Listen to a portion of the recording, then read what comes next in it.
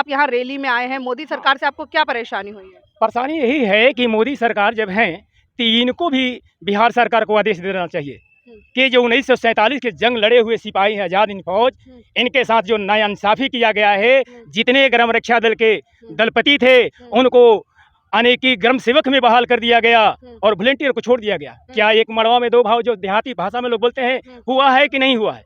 ये तो हुआ है। मतलब आपको लगता है कि भेदभाव हुआ है आपके साथ? हमारे साथ बिल्कुल भेदभाव हुआ है। किस तरह से भेदभाव हुआ आपके साथ? जिस तरह दूध से मक्खी को निकाल कर फेंक दिया जाता है उसी तरह इन लोगों ने हमारे संघ के साथ किए हैं।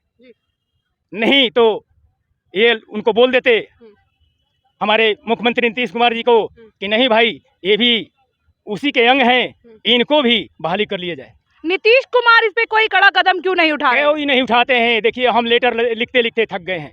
राष्ट्रपति, प्रधानमंत्री, आने की डिप्टी सीएम, अब टोटल लोग के पास हम किसी को छोड़े नहीं, हमारे पास रिसीविंग भी है, लेकिन कोई सुन नहीं रहा है मेरा बात।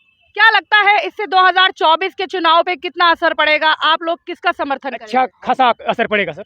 इसलिए पड़ेगा कि हम जब झारखंड नहीं बंटवारा हुआ था उस वक्त 28 लाख बिहार के अंदर हम लोग थे। जब झारखंड बंटवारा हुआ, लालू जी बांट दिए, तब भी अगर 3 हिसाब कहिए तो 21 लाख हम हैं बिहार में, तो 21 लाख का हम मुख जो है दूसरे तरफ मुड़ेंगे। नीतीश कुमार को भी और इन लोग को भी बता देंगे कि हम लोग ने वैसे परिस्थिति में आने की दुर्गा पूजा हो, छठ हो, दशहरा हो, कोरोना जैसे उस भीषण परिस्थिति में हमारे जवानों ने अपनी जान की बाजी लगाकर भी ड्यूटी किया है, लेकिन इस सरकार गूंगी बहरी सरकार सुन नहीं रही है। क्या सुनना चाहिए या नहीं सुनना चाहिए? किसकी सरकार लाएंगे आप? हम तो अभी तो आपस में विचार करेंगे क्योंकि हम सभी लोगों को देख चुके हैं। राजीव को देखे, आने की सब अब आज भी देखिए कि गठबंधन को देख रहे हैं। ये गठबंधन इसमें इतना ना गांठ पड़ गया है कि वो भी चलने वाला नहीं है। हम उनको जवाब देंगे, इसलिए कि उन्हीं के चलते हमारे सवाल जितने भी हैं दर की ठोकर खा रहे हैं। तो इसलिए मैं कहूँगा हम इसमें सपोर्ट इसलिए किए हैं कि हो सकता है ये हमारे कम के हैं, ये हमारे भीमराव अम्बेडकर जी के हैं, इनके बातों पर चलने वाले हैं डॉक्टर उदित राज जी। मैंने इनको सपोर्ट किया है कि मैं आपके साथ हूँ। हमारा ये जो जवान है दर के ठोकरे खा रहे हैं, ये 21 लाख लोगों को आप लड़ाई लड़िए, हम आपके साथ हैं। मेरे संस्था का नाम है बिहार राज्य ग्राम रक्षा दल। आपकी संस्था के बारे में बताइए। हम इस जो संस्था है ना, ये तो हम पहले भी बता चुके हैं कि उस वक्त है, बीच में हटाया गया है। तो हम बताइए दिए कि जिसमें जितने भी दलपति थे उन लोगों को ग्राम सेवक में बहाल कर। कब बनी आपकी संस्था, कैसे बनी, कैसे काम शुरू हुआ, वो बताइए। भगत जी जो थे ना, भगत जी, वही जब आने की इस देश पर अंग्रेजों का राज चल रहा था, तो उस वक्त हमारे सुभाष चंद्र बोस, खुदी भाई, इसके बाद में जीना खां और गांधी जी आपस में विचार किए कि हम लोग एक संगठन बनाए। जिन्ना पाकिस्तान वाले?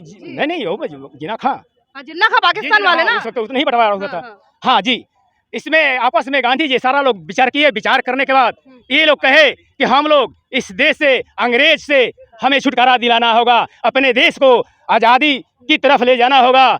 तो हम लोग हर ग्राम में एक संगठित करें, वही ग्राम रक्षा दल वॉलंटियर को उन लोगों ने शुरू किया और ये ग्राम रक्षा दल को लेकर के हर ग्राम में, हर देश के अंदर अपनी लड़ाई छेड़ दी और छेड़ने के बाद अंग्रेजों को यहाँ से धूल चटाकर भगा दिया गया। आज हम कहते हैं कि स्वतंत्र है, कहाँ स्वतंत्र है? स्वतंत्र होते तो हमारे जवान जिस वक्त 1947 से की लड़ाई लड़ा, उनके साथ ये क्या हो रहा है? क्या हो रहा है मोदी जी, क्या हो रहा है नीतीश जी, क्या हो रहा है लालू जी? लालू जी आए हैं बिहार में तो धारा 63 लगा करके हमारे काम को हटा दिए। धारा 63 का मतलब क्या है? वो उसमें धारा होता है जो संविधान को तोड़-मोड़, आज ही हम लोग विरोध में वही तोड़-मोड़ करके पंचायती राज विभाग से अलग कर दिया गया। अच्छा, तो आपको लगता है कि बिहार में भी संविधान के साथ खिलवाड़ हो रहा है? हर जगह पूरे देश के अंदर हो रहा है। अगर नहीं होता तो हम लोग नहीं हटते। एक मड़ा में दो भाव नहीं होता, नहीं तो उनको दलपति से ग्राम सेवक बना दिया गया और हमको सिपाही भी घोषित क्यों नहीं कर दिया गया? तो यही मेरा अर्जी है। आप वर्दी पहन कर आए हैं या संविधान बचाओ रैली में, कहाँ से आए हैं आप और ये कैसी वर्दी आपने पहन रखी है? हमने बिहार से आए हुए हैं और ये बिहार ग्राम रक्षा दल सह पुलिस मित्र है जो 1985 में ट्रेनिंग किया। 1990 तक हम लोग ड्यूटी इलेक्शन में करवाते थे। उस समय हम लोगों को पैसा मिलता था। जी। 1965 के 90 के बाद जी। लालू जी का राज हुआ। जी। उन्होंने 63 के धारा लगा दिए जी। और धारा लगा करके हमारी ग्राम रक्षा दल को उन्होंने स्थगित कर दिया हम्म। और जो दलपति थे हम्म। उनको ग्राम सेवक में बहाल कर लिया। जी। हम वॉलंटियर और सेक्शनल अफसर बेकार हो गए। उसके बाद उन्होंने होमगार्ड का बहाल किया। उस समय हम लोग जितने भी पुराने आदमी थे, हम लोगों का हर आदमी का 65 रुपया अभी काम सरकार के खाते में बाकी है, जो आरा पंचायत ऑफिस से हम लोगों का उसका वेतन मिलता था। तो हमने कहा कितना तनख्वाह था आपका? उस समय मास्टर रोल बना करके 500-600 मिल जाता था। 3 दिन 4 दिन ड्यूटी मिलता था तो 500-600 रुपया मिलता ही था, बहुत कम था उस समय। तो हम लोग सोचे चलते धीरे धीरे बढ़ जाएगा।